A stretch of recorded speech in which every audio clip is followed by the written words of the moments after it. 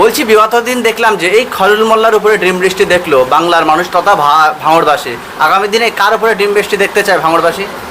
আগামী দিনে ওই আহসান মোল্লার আমরা দেখতে চাই ডিম বৃষ্টি, আর ওইদিকে মোদাচ্ছের মোল্লাকে লাভ বিল্ডিং ওনাকে দেখতে চাই, আর ক্যানিং পূর্বে আছে সাদেক নস্করকে আমরা দেখতে চাই ডিম বৃষ্টিটা। তিনজনাকে এই যে এই আহসান মোল্লা, ওইদিকে ওই লাভ বিল্ডিং যে মোদাচ্ছের মোল্লা, আর ওদিকে যে ক্যানিংয়ে যে ওই সাদেক নস্করকে, এই ডিম বৃষ্টি যদি এদেরকে হয় আমরা এতে ভাঙড়বাসী খুব খুশি হব। ভাইজানের যে স্বপ্ন ছিল, যে আশা ছিল, সেইটা ভাইজানের পুরো হয়ে যাবে। এই তিন ব্যক্তিকে আমরা যেদিনকে ডিম বৃষ্টি হতে আর কি ছুটবে সাধারণ জনগণ মানুষ, সেই দিন থেকে মনে করো যে ভাঙড় মুক্তি পেয়েছি আমরা সবাই। মোদাস্সের বলেছিল 2026-এ আমরা জিতবো, আমরা যদি জিতে যাই খাটের উপরে দিয়ে শুয়ে পড়বো। ও তো কেড়েলোটা বলবে মোদাচ্ছের হোসেন, ও না খাওয়া হতো না মোদাচ্ছেরকে। পশ্চিম কাটালে গিয়ে না একজনের বাড়িতে গিয়ে আমানি কুড়িয়ে খেত, এটা আমার জানা আছে। এই মোদাচ্ছের আজকের এই দুর্নীতির টাকায় বিল্ডিং করে তার মাঝখানে আবার কেরাসিন চুরি করেছে, পেট্রোল চুরি করেছে, করে বিক্রি করেছে, করে কিছু পয়সা আর কি একটু পুঁজি করেছে। তারপরে আবার এই টিএমসির পার্টির সঙ্গে জড়িত হয়ে আজকের এই হারাম মোদাচ্ছের হোসেন আজকে লাভ বিল্ডিংটা করেছে দুর্নীতির টাকায়। আজকে লাভ বিল্ডিং করে আজকে বড় বড় ভাষণ দিচ্ছিল। এই মোদাচ্ছেরকেও যদি এনআইএ গ্রেপ্তার করে আমরা খুব খুশি হব। ও বলেছিল যে কোনোদিন এখানে আমরা স্বগত ভাই জিতবে, এই কথা বলেছিল। তা ওনারা স্বগত ভাই, ওনার যে স্বগত ভাইয়ের কথা বলছে, স্বগত ভাই তো আছে এনআইএর হাতে, তাহলে মোদাচ্ছের আজকে কোথায় আছে? 26-এ জিতবে, ভোট লুট করবে, খাড়ের ওপরে শুয়ে খাবে কি বসে খাবে, সেগুলো ওনারা নিশ্চয়ই আগে থাকতে কি তুলে রেখে দিয়েছিল।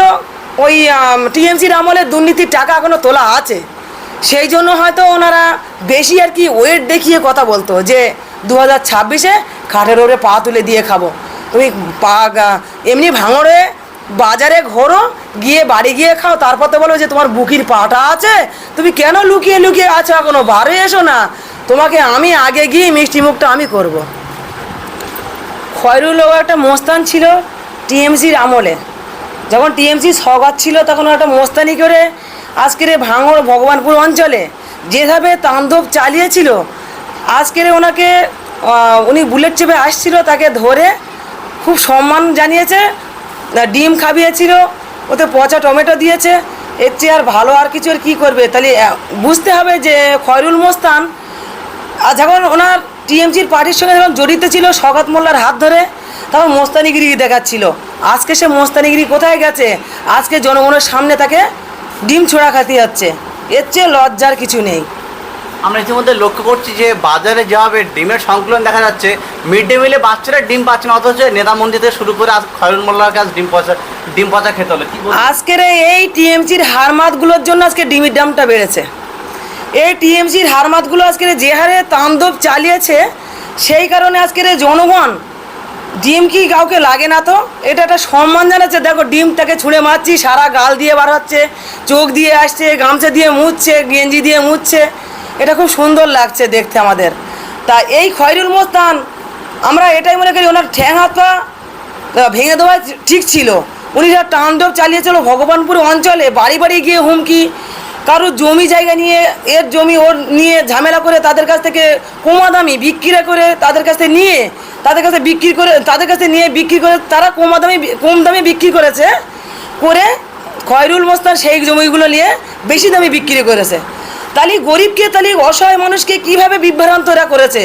আজকে তাদেরকে যেভাবে সম্মানেরা এই জনগণ তাকে সম্মান করছে, এই ডিম ছুটছে। হ্যাঁ, এইটাই আমরা বলতে চাই, খয়রুল মোস্তান যেভাবে তাণ্ডব চালিয়েছে, এটা তো আমি বলছি যে ডিম ছোড়াটা ভুল হচ্ছে। কেন মিড ডে মিলে ডিম পাচ্ছে না, আর আজকে তাকে কাঁচা ডিম খেতে হচ্ছে।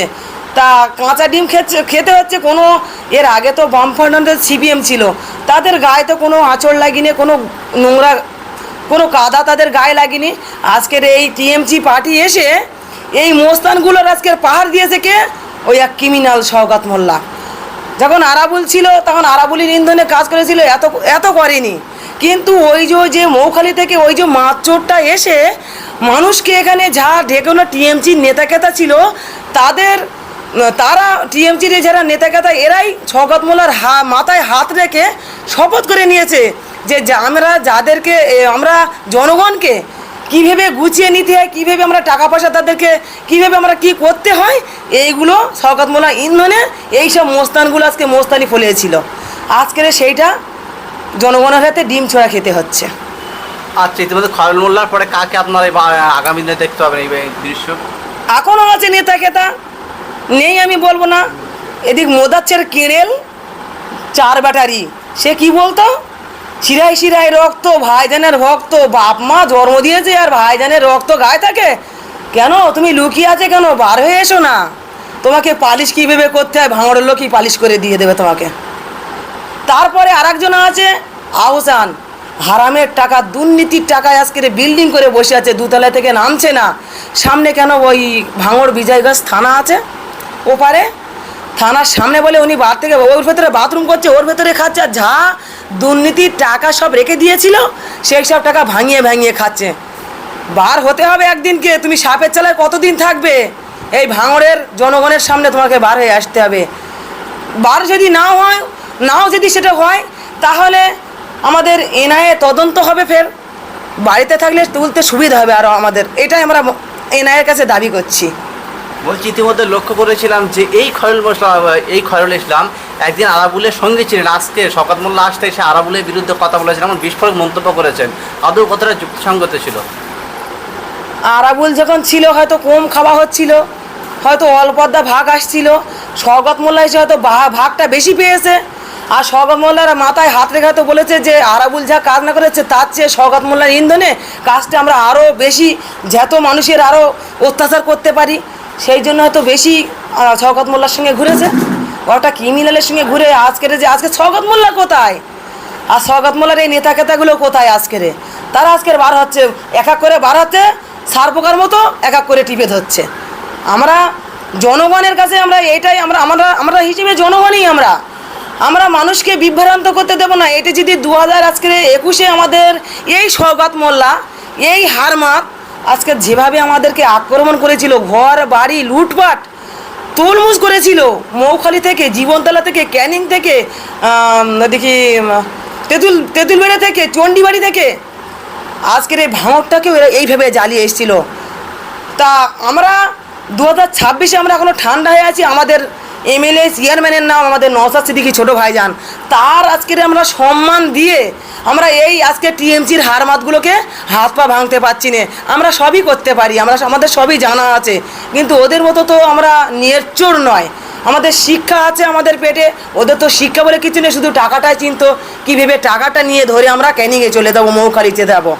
একটা প্রধান হতে গেলে এখানে টাকা দিতে হয়েছে কত, কেউ 40 লাখ, কেউ 60 লাখ, কেউ 20 লাখ, এরকম করে তারা প্রধান হয়েছে। এই শওকত মোল্লা এখান থেকে এই টাকা, এই খয়রুল মোস্তান বলো, আজকের এই শওকত মোল্লা এসে আজকের খয়রুল মোস্তান এসে একটা গাঁজাখোর। আমি একদিনকে রিকোয়েস্ট করেছিলাম এই কথাটা, যে ও গাঁজা খেয়ে এরকম করে কেন মাতলামু করছে। কোনো একটা টিএমসির ব্যক্তি আমাকে বলছে ও বিশাল সিগারেট খায়। আমরা ভাই সব বুঝি, কে সিগারেট খেলে মাতলামু করে আর কেউ গাঁজা খেলে মাতলামু করে, কে হিরোইন খেলে মাতলামু করে। নিজের চোখ নিজে তাকাতে পারছে না, ওর ডান চোখটা কানা আছে, ও চোখে দেখতে পায় না খয়রুল মোস্তান। আজকের এই টিএমসির যত দুর্নীতির টাকা নিয়ে ওদের লিভারও শেষ হয়ে যাচ্ছে, ওদের কিডনিও শেষ হয়ে যাচ্ছে, কেউ ওর ভিতরে কারুর কিডনিতে কোনো সমস্যা হচ্ছে, খবর নিলে সবই পাওয়া যাবে। কিন্তু আজকের এরা যা তাণ্ডব চালিয়েছে, 2026 যদি আমাদের ছোটো ভাইজান আজকে ভাঙড়ে না জিততো, যদি শওকত মোল্লা জিততো, আজকের আমাদের কি অবস্থা, কি হাল করতো আজকের সবাই বুঝতে পারতো, কেউ আমাদের পাশে থাকতো না। কিন্তু আল্লাহ যেটা করে একেবারেই আমাদেরকে পুরো আমাদের খুব সত্যি কথা আল্লাহ আমাদের ভালো করেছে।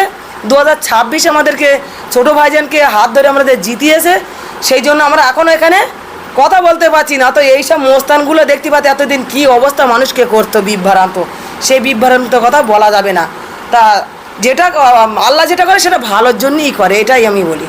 শওকত মোল্লার আমলে এই খয়রুল মোল্লা যখন দায়িত্বে ছিলেন তখন তানার হাত ধরে কতটা আইএসএফ সমর্থকরা অত্যাচারিত হয়েছিল? শওকত মোল্লা যখন ক্যানিং থেকে এসেছিল এখানে, তখন থেকেই আমাদের আইএসএফেরা মজবুত ছিল। এই টিএমসিরা যখন এখানে ভাগাভাগি হয়ে গিয়েছে, আমরা তখনই বুঝতে পেরেছি যে এ পার্টিটা বেশি দিনের জন্য নয়। আমরা তখন মজবুত হয়ে গেছি এখানে ভাঙড়ের আমরা জনগণেরা।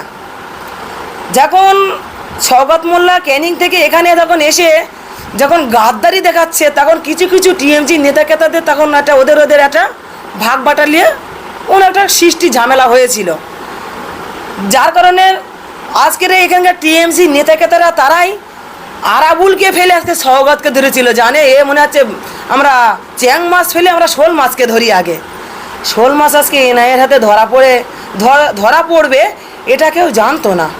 আজকের এটা এনআইয়ের হাতে ধরা পড়ে টিএমসি নেতাকেতা ভাবছে যে কেন শওকতের হাতটা ধরে আমরা আজকে পার্টিটা করেছি। বলছি খবর সূত্রের মাধ্যমে আমরা জানতে পারছি যে শওকত মোল্লা গ্রেপ্তার হয়েছে, কিন্তু বেলানা গড়াতেই লক্ষ্য করছি যে 75 থেকে 100 কোটি টাকা ডিল হয়েছে। তবে কি আগামী দিনে শওকত মোল্লা জেল থেকে বেরিয়ে আসবে নাকি? শওকত মোল্লার এমন কোনো কেস নেই। আর কি ওর উপরে চাপিয়েছে এই জনগণ চাপিয়েছে। কেন?